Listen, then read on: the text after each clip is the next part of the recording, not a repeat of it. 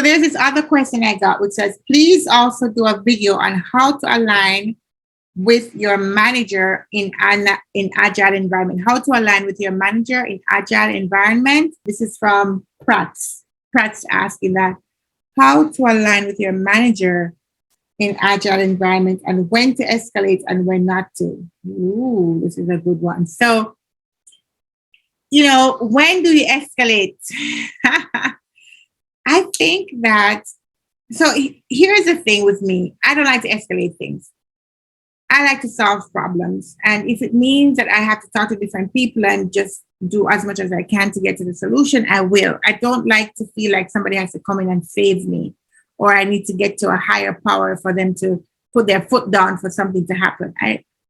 I tend to not do that. It's only because of my personality too. I really don't like to be pointing fingers and saying, oh, you're not doing something, so somebody has to, reprimand you or whatever. I don't like that way of working. But there's definitely times when you have to stand up for yourself and you have to put your foot down, right? So when you're working with managers in an agile environment, the thing about agile is that it's very conducive to change, or it should be. So you don't have this hierarchical change management process where it has to go through 100 people before they can make a decision and come back on the line. It's just, agile should be quick. You make a decision, everybody's there that can decide on something, they decide on it, and that's it. So that's how agile is. Now, if you have a problem, you quickly have to try to solve it because you probably need a solution by the end of the sprint, or you might need to do something so that somebody else can move along, right? You might be holding up people. So if you're not getting the answers that you need, then you have to raise an alarm about it. So you don't really have to escalate, as in here's a hierarchical thing that you have to say to somebody above you. But you have your daily scrum. That's what your scrum is for. You have a problem, you highlight the problem in the scrum. Somebody can jump in and help you. So you don't have to have this private conversation where you're talking about somebody behind their back, and they have to get reprimanded. And it's like, I got to escalate this thing to you because it's like something that you need somebody with a higher hierarchy. What I love about Agile is that we're a scrum team. We are a scrum team, and nobody has this seniority than the other one. Everybody has a different role, but it doesn't mean that there's this big hierarchical jump. You could have the CIO on the scrum team, and on the scrum team is just another developer. That's his role, right? Or it could just be the product owner too, right? So we don't like to think of ourselves in hierarchical structures in the Agile Scrum team. So this idea of escalating is a little bit not really the thing in Agile. It's just, let's talk about a problem and solve it, right? And if it's something to do with a client, then we have maybe the product owner go back to the client because, they need to have one touch point with one person, for clarity. And we relate that to the product owner. They go out to the client, they come back with the answers, and so on and so forth. So you escalate things, and I'm using the word escalate loosely because I don't really think that's the way it should be on Agile, but you highlight things that are a problem in your daily scrum. And if you see things like scope creep or something that's going to cause the sprint to be not completed, then you need to make sure you call these things out.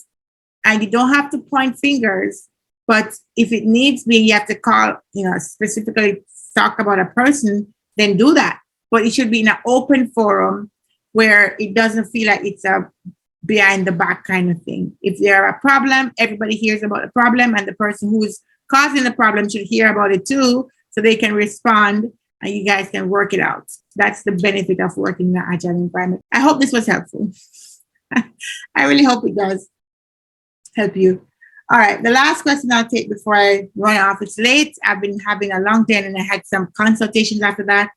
So I'm having a little bit of brain fog right now. So I hope I'm answering these questions well. So the last question I'll take is this one from, let's take this one from Odunayo Olajide. I hope I'm not saying your name wrong, but this is the best I can do. It's late. And as you can see from my eyes, I'm tired, right? So I never worked as a business analyst. What should I write in the experience column? You guys know what I'm going to say. This is back to the same thing where people just insist. They insist on lying on the resume. They just want to lie. And they just don't want to put the truth there. So what should you put in your experience column? The truth that you've actually worked in, that you actually did. Why you don't want to put the truth? Are you ashamed of the truth? Do you think you're not going to get the job with the truth? I'll challenge you to say that you will get the job with the truth. I will challenge you that you'll get the job because you're an intelligent, smart, analytical professional. You're going to make that shine in the interview. I challenge you. So, yes, you can put in your resume, you can tweak your resume. You can use business analyst friendly terms. You can reword it to be the most clear and most easy to understand. That's all fine. But you don't need to all out lie. What's in your experience, what you've actually done? So let's say you work as a support person, put tech support. That's what you did. That was the name of your role. And then the question will be in the interview, why do you want to become a business analyst? Why do you want to switch from tech support into this new role? And you'll have an answer for that. I mean, I don't know. Why people don't want to tell the truth, I don't know. Stand on the truth, and the truth will get you there. It will set you free. It will get you there. You get the training that you need. People will take a chance on you. Everybody had to start their career somehow. Everybody can't be 10 years experience. You just left college and you have 10 years experience. It don't make any sense. So what do you put in the resume when you have no job as a BA? You put the truth. That's what you put. All right. So that's my answer for you, Odunayo. I hope that helps you. All right. And I get some other comments that says, beautiful. Karaleise, you don't know how you're helping us out here. Thank you. That's why I do it. I do it for the comments. I do. The comments keep me going. It makes me feel encouraged. And I want people to be successful. I'm not saying that you have to be a BA to be successful or this is the ultimate job or anything. I like it. I love doing it. And I don't mind it, right? And I have my entrepreneurial things that I do as well and other things that I do. But this is the one thing that I think it's a shortcut I can use to help people to get further than where they are. And I just want to help them with it. This has tangible things I can share, tangible things that you can use right away, tangible advice, tools that I can give you. It's so much benefit I can have from sharing from this career that I can for other things. Like nobody wants to hear about my cooking right now, right? Let me show you how to make some Jamaican dumplings, right? But that's interesting. But does it help you to change your life? Maybe, maybe not. So this is where I spend my energy because I feel like this can have an impact on others. And the more I can impact others, the better it is for me, right? I feel like we should all be doing something that can help others. And if you find something that you can do, that you're good at, that others need the help with, do it. You're robbing the world if you don't. If you don't help everybody else, you're robbing the world, right? So thank you guys for all your support. Thank you guys for all of your questions. Keep sending them to my channel, watching the video, like the video, share the video, all right? And I will go through these maybe once a week or so and try to get some answers out to you guys. Thank you so much, and I appreciate you. Now I'm going to go chillax. And by the way, if you guys know, I'm a big fan of Game of Thrones, although I don't like how it ended. Season 8 was just a terrible, terrible, terrible mistake.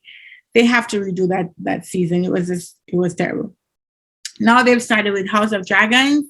I've watched maybe 1 or 2 episodes. I'm not really that taken with it, but I'm a Game of Thrones person, so I'm going to show you my dragon. For those of you who are new, who didn't see me when I was back in my Game of Thrones days with my House Targaryen and Stark and all these nonsense, right? So I'm going to show you my dragon now that we're having the House of the Dragon, and we'll see how that goes. I'm watching it, but there are some things that are questionable. Some themes that the movie has is like, oh my God. I mean, really? So, really? House of Dragons, really? So I'm not taken with it. These values are not mine. But yeah, so let me show you my dragon to take us out, and I will see you guys next time. Bye-bye.